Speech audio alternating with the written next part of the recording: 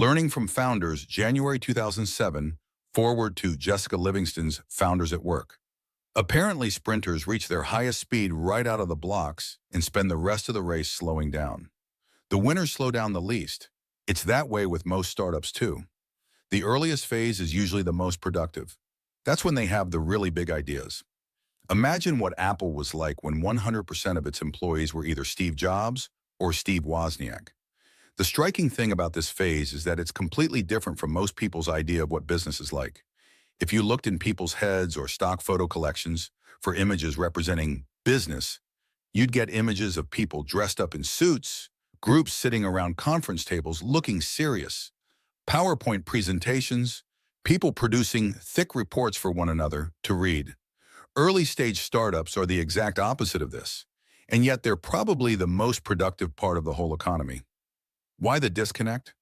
I think there's a general principle at work here. The less energy people expend on performance, the more they expend on appearances to compensate.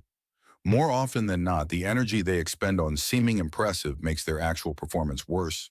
A few years ago, I read an article in which a car magazine modified the sports model of some production car to get the fastest possible standing quarter mile. You know how they did it? They cut off all the crap the manufacturer had bolted onto the car to make it look fast. Business is broken the same way that car was. The effort that goes into looking productive is not merely wasted, but actually makes organizations less productive. Suits, for example. Suits do not help people to think better.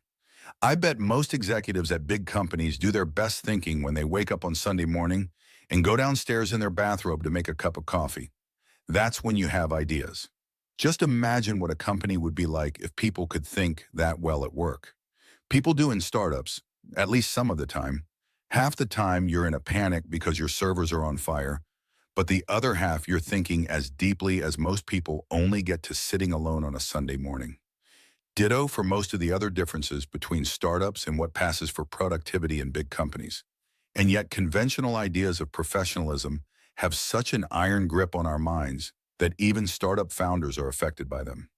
In our startup, when outsiders came to visit, we tried hard to seem professional. We'd clean up our offices, wear better clothes, try to arrange that a lot of people were there during conventional office hours. In fact, programming didn't get done by well-dressed people at clean desks during office hours. It got done by badly dressed people. I was notorious for programming wearing just a towel in offices strewn with junk at 2 in the morning. But no visitor would understand that. Not even investors, who are supposed to be able to recognize real productivity when they see it. Even we were affected by the conventional wisdom.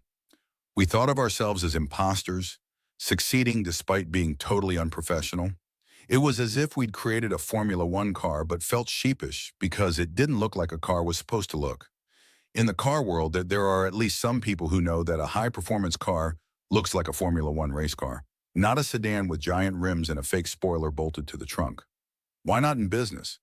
Probably because startups are so small. The really dramatic growth happens when a startup only has 3 or 4 people, so only 3 or 4 people see that, whereas tens of thousands see business as it's practiced by Boeing or Philip Morris. This book can help fix that problem by showing everyone what, till now, only a handful of people got to see, what happens in the first year of a startup. This is what real productivity looks like. This is the Formula One race car. It looks weird, but it goes fast. Of course, big companies won't be able to do everything these startups do. In big companies, there's always going to be more politics and less scope for individual decisions. But seeing what startups are really like will at least show other organizations what to aim for. The time may soon be coming when instead of startups trying to seem more corporate, corporations will try to seem more like startups. That would be a good thing.